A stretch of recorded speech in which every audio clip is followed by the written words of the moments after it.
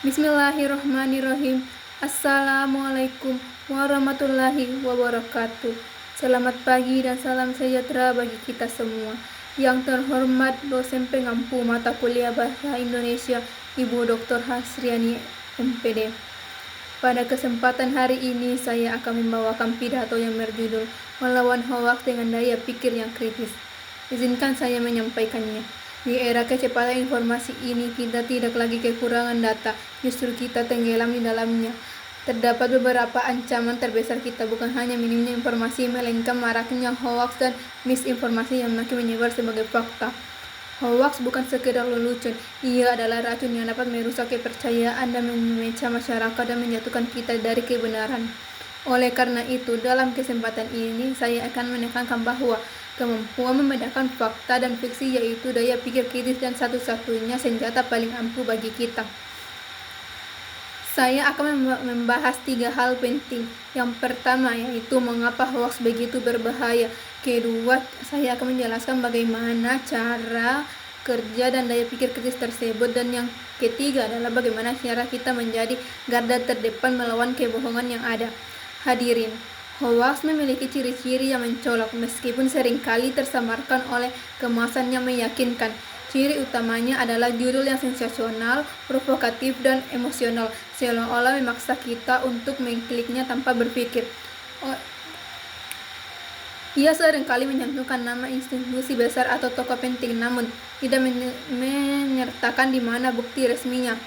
Dan yang paling berbahaya, ia seringkali dibimbui dengan ajakan mendesak untuk segera menyiapkan informasi tersebut dengan ancaman atau janji tertentu. Hoaks memiliki beberapa dampak dan dapat merugikan individu. Secara sosial, hoaks adalah bahan bakar bagi terpecahnya dan terjadi kebencian. Saat terjadi bencana, ia menimbulkan kepalsuan dan kepanikan massal, dan dalam mengambil keputusan penting, ia dapat mengarahkan kita pada pilihan yang salah, mulai dari cara kita menjaga kesehatan hingga cara kita memilih pemimpin. Hoaks bukan hanya masalah teknologi. Ini adalah masalah etika dan moralitas kolektif kita.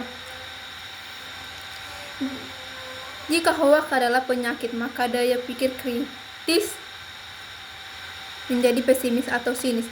Ia adalah kemampuan untuk menunda penilaian, menganalisis informasi secara mendalam, dan mengevaluasi bukti secara rasional. Lalu, bagaimana cara kerja pikir kritis secara praktis? Saya ada beberapa formula sederhananya. Ada 3 langkah. Yang pertama adalah periksa sumbernya, yaitu siapa yang menulisnya, apakah media yang tersebut terpercaya, ataukah situs blognya terbukti redaksi jelas. Jangan hanya melihat dari mana Anda mendapatkan, lihat dari mana asalnya. Dan yang kedua adalah cek tanggal dan konteksnya.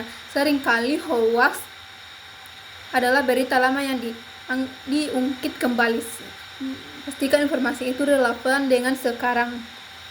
Cari sumber lain yang kredibel. Jika hanya satu sumber memberitakan, kemungkinan itu adalah hoaks. Selanjutnya, yang ketiga atau yang terakhir adalah cross-check gambar dan fakta. Jangan cepat percaya pada gambar dan video mentah. Gunakan fitur research image search di browser. Yang terpenting dan paling utama itu tanyakan pada diri sendiri, apakah itu logis. Berita yang terlalu indah dan terlalu mengerikan untuk menjadi kenyataan biasanya tidak nyata. Sekalian, kita semua memiliki tanggung jawab untuk tidak hanya menjadi konsumen informasi yang baik, tetapi juga produsen kebenaran yang bertanggung jawab. Melawan hoaks dimulai dari diri kita sendiri. Mari kita tanamkan prinsip berhenti di kita. Jika Anda ragu, stop, jangan sebarkan. Jangan ambil resiko menjadi bagian dari rantai kebohongan. Kita harus berani mengatakan, saya tidak akan menyebarkan sampai saya yakin itu benar. Maka, jadikan daya pikir kritis sebagai budaya kita, sebagai kebiasaan sehari-hari. Edukasi keluarga kita, terutama orang tua kita yang mungkin rentan terkena hoaks yang semakin menyebar. Mari kita menjadi generasi yang tidak mudah digoyah oleh narasi palsu, generasi yang menghargai kebenaran di atas kepercayaan. Hadirin,